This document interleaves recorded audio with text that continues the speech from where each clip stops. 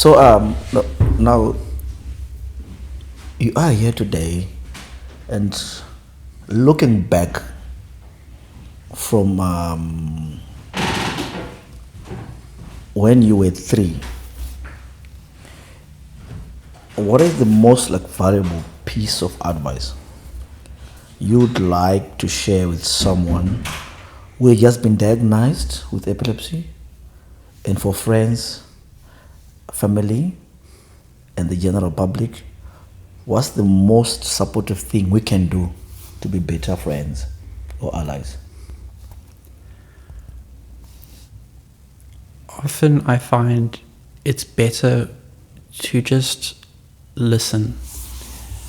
Don't try to force understanding, and tell them, everything is gonna be all right, because quite often or not, it's not going to be so straightforward. Yep. Be genuine and supportive. Maybe tell them, it's going to be difficult, but I'm going to be here and I'm going to help you through it all. We become fixated on certain points, and I speak from experience on this matter. Yes, sir. And that fixation, once set, becomes incredibly difficult to break. All right. Can you elaborate on that, on the fixation part? Yeah. I became fixated on that epilepsy was, this almost like voice, this shoulder demon, you could say. And I became so fixated on it that it turned into reality to me. Because you were fixed on the problem. I was fixated on the problem because everything seemed to stem from my epilepsy. All right. And no matter what people were telling me, there was this voice at the back of my head contradicting everything they said, or inverting what they said into something, negative or worse, or whatever kind of just matched the narrative, you could say. So I think be there to listen to the person so that they kind of become fixated, or not even fixated, focused on talking about the problem or the issues they're having, so that when they get older, they don't repress it, they don't push it deep down and hold it in, because that leads to self-destruction and a whole lot of other problems. But do you think that a lot of people are ready to speak out? Like a lot of people who are living with epilepsy, do you think they are ready to speak about it? Or do you think they are open to that, like the way you did today? Or do you think people are still scared to speak out because of victimization, or just being ignored or secluded or isolated? Do you think people want to talk about it? I think people would like to talk about it, but I think that they're also too frightened to talk about it. We have so many negative areas in modern society. You say something and someone calls it weakness, another person calls you still a child, so there's so many negatives that people they struggle to see between the lines and recognize the positives, and so they just choose not to speak out, because why put yourself through that horrid experience if only one person is going to benefit? But that being said, I've found that even if one person benefits, I feel like I've turned what should have been or what was a curse into something more of a blessing. Of a blessing. You know, because it's granted me so many benefits and gifts, I should say. You know, I speak without, you know, judgment. That's not to say I'm not still flawed, you know, and sometimes I say things and it's not the right thing to say. But nothing I say these days ever is meant to hold malice or contempt or judgment. I just speak about what people seem too afraid to speak about. And that's really, I would say, one of the greatest things I built over the years. So, in short, to those who have just been diagnosed with epilepsy, they don't need to be fixated on the problem. No. But rather they must shift the focus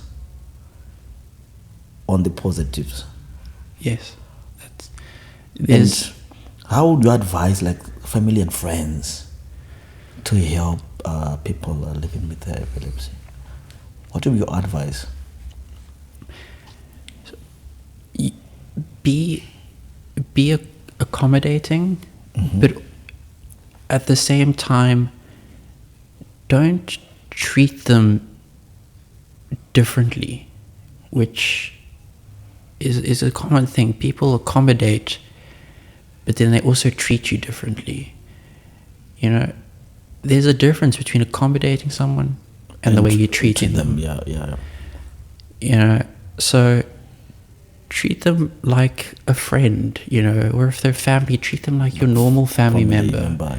You know, don't treat them like a person with shortcomings or a person with limitations, because that's where we get the notion that we have these limitations, when in reality the only limitation we really have is our own kind of creativity, because that's where I found all my workarounds of problems. You know, think out of the box, think beyond what normal people will generally think about. You know, if you can't do something because it's going to affect you, or it could cause a massive seizure,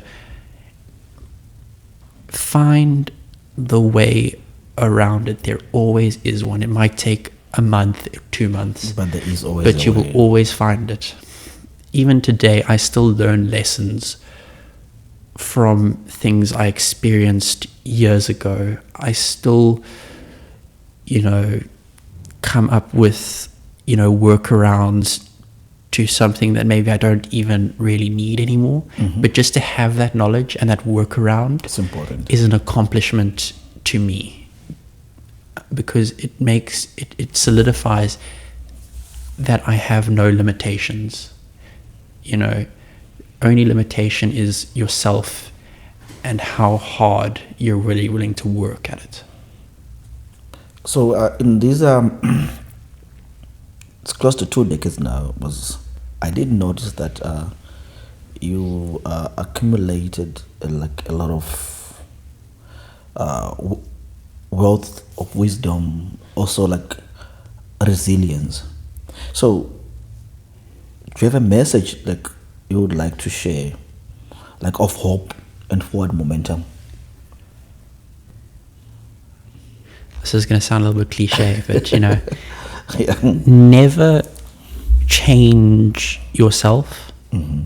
If people see you as, you know, goofy or odd. Be goofy, be odd. Just be who you are. Don't be who you think people want you to be. Don't be who you're told to be. You will find what you're meant to do and what you're good at if you just be yourself and never compromise your values.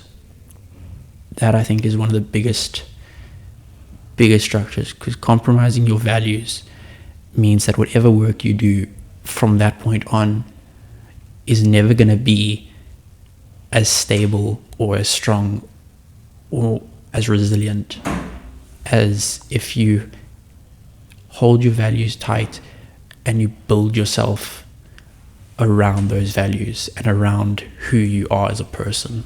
But why do you think people compromise their values? Why? They would want to fit in the society, or? I think a lot of people want, acknowledgement. They want, to be part of that cool group, or part of, the group that goes out and parties and lives the good life.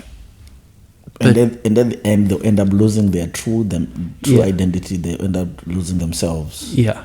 All right. Yeah. Okay. Because I think what's considered, the good life, or, as I learned recently in a course I did, you determine what's considered wealthy to you. What was that course all about? It was actually it's a money magic course. It's about managing your money, finance, and how to build wealth. And that lesson that she said, where she told us, you determine what wealthy is to you, is powerful beyond measure in my opinion, because it's helped me view lessons that I've learned years ago in a new light, which has benefited me. I find my mental state's far more stable. I find myself seeing opportunities far more regularly than I used to. From that course? From that financial course you had?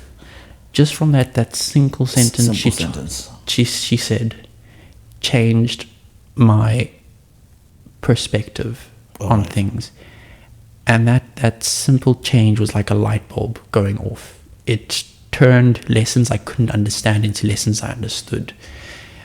Lessons, I'd understood but couldn't apply. So it's be yourself, and you'll always find what you're meant to do and where you're meant to go. Talking about being yourself here, now we're looking forward into the future now. Now there's this barista, you are a barista, you're a coffee roaster, and then now there's this financial aspect coming into life. What do you have for the future? What's the plan?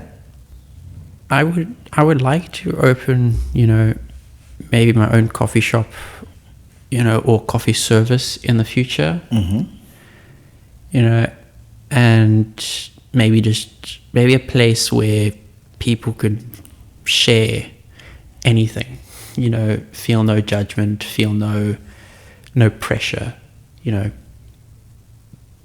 So for now, I am educating myself. I work whenever I get work, just to build that foundation so that I can achieve this goal or this dream. Anything worth building, one of my favorite quotes is, anything worth building, is never easy, and it never happens overnight. Anything worth building is not easy and won't happen overnight. Yeah. That's very powerful. And so I'm gonna repeat this over and over, like for the past 20 years. You haven't been just living with epilepsy, but you've been mastering resilience, building strength, and now you generously sharing that roadmap forward with others. Trust me, this message you gave us today is a message of hope, and this is exactly what the world needs to hear. And Dylan, thank you so much for your courage and incredible insight.